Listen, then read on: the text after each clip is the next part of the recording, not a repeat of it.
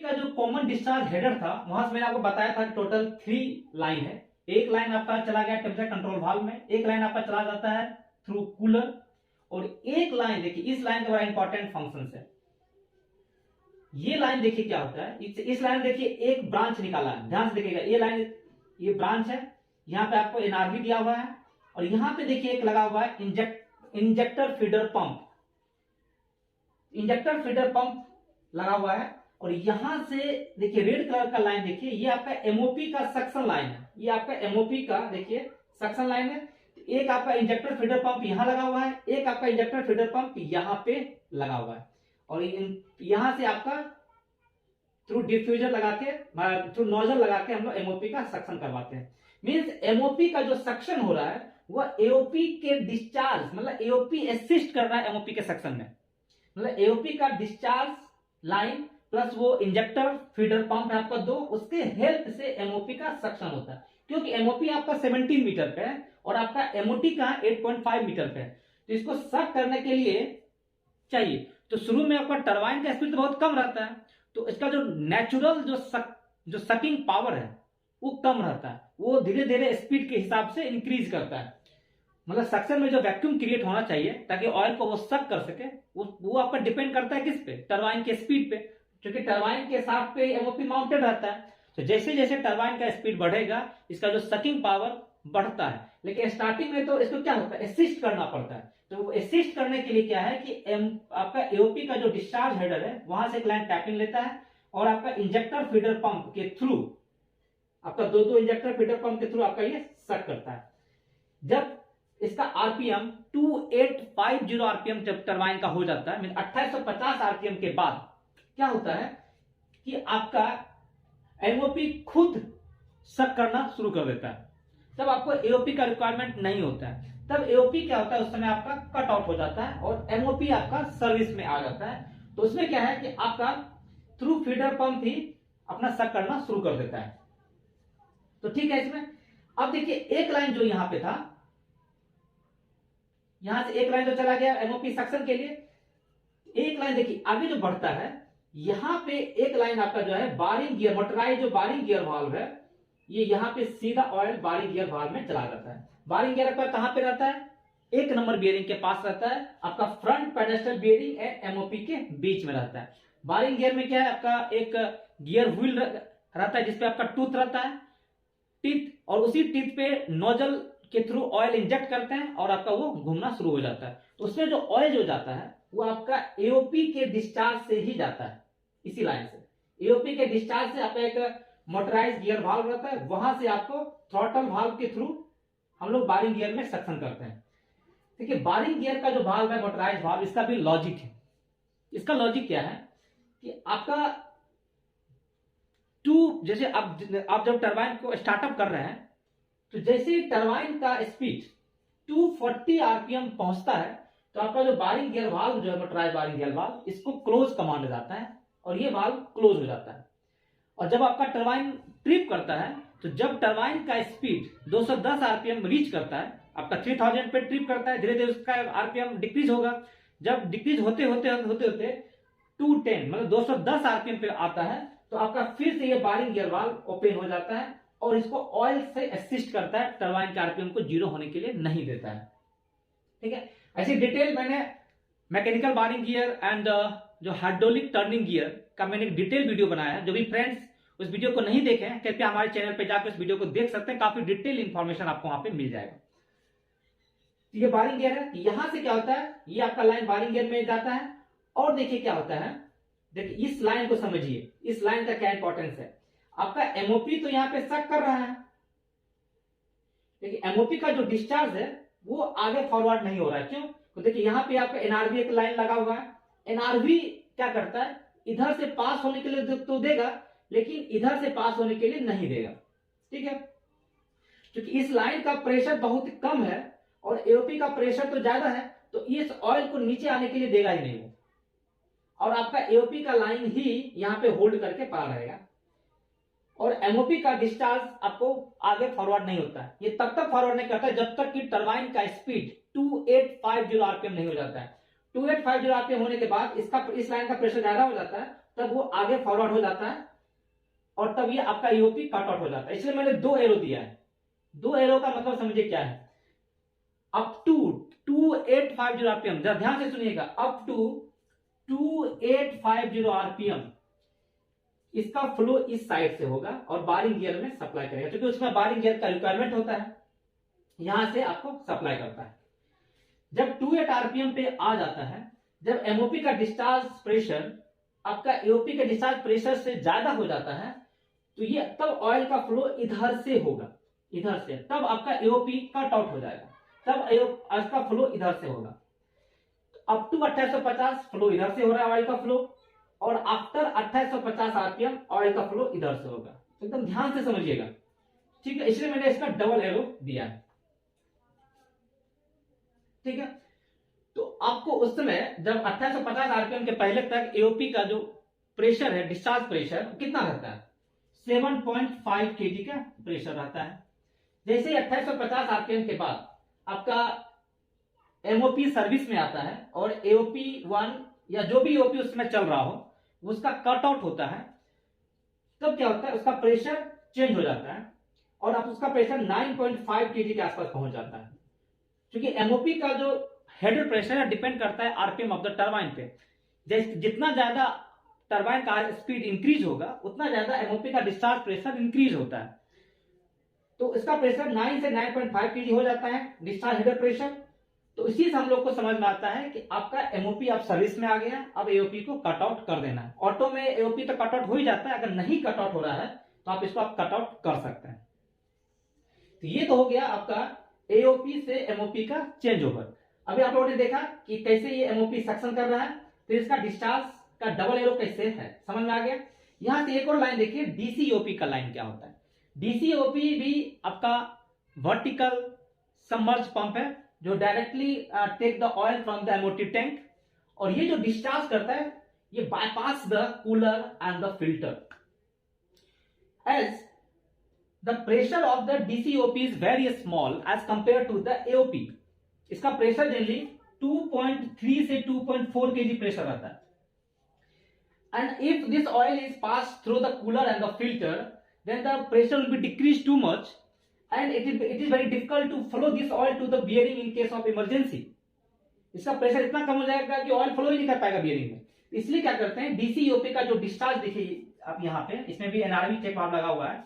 यहाँ देखिए इस ऑयल को डायरेक्ट फिल्टर के बाद लगाया गया है। मीन्स आपका filter bypass, temperature control valve bypass and the cooler bypass, तीनों को बायपास करके डायरेक्ट आपको यहाँ पे जोड़ दिया गया है, ताकि ये इमरजेंसी कंडीशन में तुरंत ऑयल का फ्लो बियरिंग में करा दे, और इसका प्रेशर बहुत ही कम होता है। रिटर्न लाइन देखिए, सारा बियरिंग का जो रिटर्न लाइन है, तो आप याद रखिएगा रिटर्न लाइन जो होता है 1 number, 2 number bearing, 3 number bearing, 4 number bearing and 7 number bearing, वो डायरेक्ट आपका रिटर्न लाइन हेडर है उससे कनेक्टेड रहता है। लेकिन जो जनरेटर के दोनों साइड में जो बियरिंग है, 5 नंबर बियरिंग है, 6 नंबर बियरिंग का ऑयल, वो डायरेक्ट आपका रिटर्न लाइन में नहीं आता है। वो सबसे पहले आपका एसओएसटी में जाता है, सील ऑयल स्टोरेज टैंक, जो आपका this is the part of the seal oil system, जिसका वीडियो मैं बाद में बनाऊंगा। तो 5 नंबर बियरिंग है, 6 नंबर का बियरिंग आपका एसओएसटी में जाता है, और एसओएसटी का जो ओवरफ्लो जो लाइन है वो आपका रिटर्न लाइन में कनेक्टेड है, ठीक है। और यहां के बाद ये ऑयल आपका एमओटी में आके कनेक्ट होता है। तो एसओएसटी में क्यों जाता है 5 नंबर और 6 नंबर बियरिंग का ऑयल? तो इसको मैं थोड़ा सा आपको ब्रीफली बताता हूं, ऐसे मैं सील ऑयल सिस्टम में इसका डिटेल बताऊंगा। आपका जनरेटर में हाइड्रोजन कूल्ड जनरेटर है, means hydrogen is use to cool the rotor part, means जो आपका जनरेटर के अंदर जो रोटर पार्ट है उसको कूलिंग करने के लिए हाइड्रोजन का यूज करते हैं, और जो स्टेटर पार्ट को कूल करने के लिए प्राइमरी वाटर सिस्टम का यूज करते हैं। तो इसके दोनों साइड में हम लोग सील ऑयल सिस्टम का यूज करते हैं। उसका मेन पर्पस है कि हाइड्रोजन का लीक आउट ना हो जाए। तो वो ऑयल जो होता है वो ऑयल से मिक्स होता है, तो इट में आपका जो हाइड्रोजन से मिक्सअप होने का चांस रहता है। तो इससे क्या, और उसी के बगल में आपका बियरिंग लाइन है, आपका जहां पे सीलिंग सिस्टम है उसके बगल में आपका बियरिंग है। तो वहां से एक चांसेस ये रहता है कि आपका कहीं हाइड्रोजन इसके साथ मिक्स ना हो जाए। और सेकेंड, ये है कि एसओएसटी में आपको ऑयल जो होता है, ये ऑयल चाहिए, ये भी आपका लूब ऑयल ही होता है। तो और एसओएसटी में जो सक्शन, जो ये आपका टैंक किसको सक्शन दे रहा है, air side seal oil pump को। तो इसलिए क्या होता है कि 5 और 6 नंबर के ऑयल को एसओएसटी में डालते हैं ताकि आपका एयर साइड का ऑयल इससे सक करता है। अगर ये ओवरफ्लो हो जाता है तो हम लोग फिर रिटर्न लाइन में इसको ऐड कर देते हैं और ये आपको टैंक में चला जाता है। हाइड्रोलिक जैकिंग सिस्टम का मैंने वीडियो बनाया था जिसमें मैंने डिटेल से AC GOP and DC GOP का डिटेल फंक्शन बताया था, उसका इंटरलॉक क्या है, कब वो उसका कट इन कट और क्राइटेरिया होता है, सारा डिटेल मैंने बनाया था, उसका लाइन डायग्राम भी बताया था। कुछ लोगों का ये कमेंट आया कि हाइड्रोलिक जैकिंग सिस्टम में कूलर का यूज क्यों नहीं करते हैं। फिल्टर तो जाता है, उसका फिल्टर के थ्रू ही आपका टरबाइन के बियरिंग में जाता है, कूलर का यूज क्यों नहीं करते हैं। जबकि आप यहां पे हम लोग टरबाइन लुब्रिकेशन लाइन में कूलर का यूज कर रहे हैं। तो इसको ध्यान से समझिएगा कि जीओपी में लोग कूलर का लाइन यूज क्यों नहीं करते हैं। ठीक है, एओपी का जो डिस्चार्ज कैपेसिटी है, जरा देखिएगा, एओपी का डिस्चार्ज कैपेसिटी आपका 100 DMQ पर सेकंड है। डीसी सिस्टम अगर सर्विस में रहेगा तो 30 DMQ पर सेकंड होता है। एमओपी सर्विस में है, एमओपी का 88 DMQ पर सेकंड होता है। DMQ पर सेकंड मतलब लीटर पर सेकंड। और एसी जीओपी हो या डीसी जीओपी हो, उसका डिस्चार्ज कैपेसिटी जो होता है 1.85 DMQ पर सेकंड होता है। तो देख रहे हैं कि आपका जैकिंग सिस्टम में का डिस्चार्ज कैपेसिटी कितना कम है, 1.85 लीटर पर second only, as compare to the AOP where discharge capacity is 100 liter per second, MOP 88 liter per second। तो अब जीओपी और आपका जो जीओपी का लाइन जो बियरिंग में जा रहा है या एओपी का लाइन जो बियरिंग में जा रहा है, वो आपका बियरिंग पेडेस्टल में सब आपका मिक्स होता है। और एक कॉमन हेडर लाइन आपका जो आपका रिटर्निंग लाइन है, ये आपका कॉमन होता है। आपका जीओपी का लाइन भी और लुब्रिकेटिंग ऑयल का लाइन आपस में मिक्स होके ही आपका टैंक में वापस लौटता है। ठीक है, तो देखिए जो भी हीट एब्जॉर्ब करता है बियरिंग के पास, चाहे वो जीओपी का लाइन हो या एओपी का लाइन हो, वो सारा का सारा हीट लेकर ऑयल कहां पे आता है, एमओटी में। और एमओटी में का कैपेसिटी इतना ज्यादा होता है कि जो भी ऑयल एमओटी में रिटर्न हो रहा है, फिर वो रीयूज होने के लिए, मींस वो एओपी हो या आपका जीओपी में सक्शन में जाने के लिए एटलीस्ट 7 से 8 मिनट का टाइम लेता है। मींस 1 घंटा में पूरा का पूरा ऑयल 7 से 8 टाइम्स ही रोटेट हो सकता है। इतना ज्यादा उसका एमओपी का कैपेसिटी दिया गया है। वो क्यों दिया गया है, ताकि उसका रिटेंशन कैपेसिटी हो, आपका सेटल डाउन अच्छे से हो, उसके लिए दिया हुआ है। एमओटी का डिटेल जो इंटरनल स्ट्रक्चर है, मैंने एक वीडियो बनाया है, आप उसको जाके देख सकते हैं कि उसका इंटरनल डायग्राम कैसा है। तो एक तो आपको वहां पे आपको रिटेंशन मिल गया। सेकेंड क्या होता है कि आपका एओपी का डिस्चार्ज ज्यादा है, तो जो भी हीट मिल है, जो भी हीट है वो तो इस कूलर, ये तो बड़ा कूलर है, इस कूलर के थ्रू तो सारा हीट निकल ही जाता है। तो जीओपी में अलग से एक छोटा कूलर देने का कोई जरूरत नहीं है, क्योंकि मैक्सिमम हीट आपका जीओपी भी यहीं से सक करता है, एओपी भी आपको यहीं से सक करता है। तो जो भी हीट है उसको एओपी हो या एमओपी के इस कूलर के थ्रू तो निकल ही जा रहा है सारा का सारा हीट। इसके लिए अलग से जीओपी के लाइन में कूलर देने का कोई जरूरत नहीं है। दूसरा और है कि जीओपी का प्रेशर 178 kg मेंटेन रखना है आपको, तो प्रेशर भी ड्रॉप नहीं होना चाहिए। और आपको मेन पर्पस है कि इस कूलर से सारा का सारा हीट जब निकल ही जाता है, it is not necessary to install the another cooler in GOP. MOT tank में आपका 2 वेपर एक्सट्रैक्शन फैन भी इंस्टॉल रहता है। उसका देखिए काम क्या होता है। Oil vapour forming example due to the turbulent flow of lubricating oil in the bearing pedestal and release of entrant air in the oil return line and MOT is to be removed by the 2 extractor of the vapor extraction system। Means आपका जो जितना भी bearing है 1 number से लेकर 7 number bearing के बीच, due to the turbulent flow of lubricating oil in the bearing pedestal, तो यहां से जो भी हीट के कारण जो वेपर का जो फॉर्मिंग बनता है एंड जो एमओटी टैंक में जो ऑयल रिटर्न हो रहा है उसमें जो एयर इंट्रेंट जो रहता है सारा रिलीज जब होता है उसको रिमूव करने के लिए आपका दो वेपर एक्सट्रैक्शन फैन लगा रहता है और वहां से हम लोग इसको रिमूव करते हैं। One of the more important function of the vapor extraction fan is to maintain the negative pressure above the oil surface in the bearing pedestal, in the oil return line and in the MOT tank to prevent the leakage of the oil or the vapor from the MOT tank।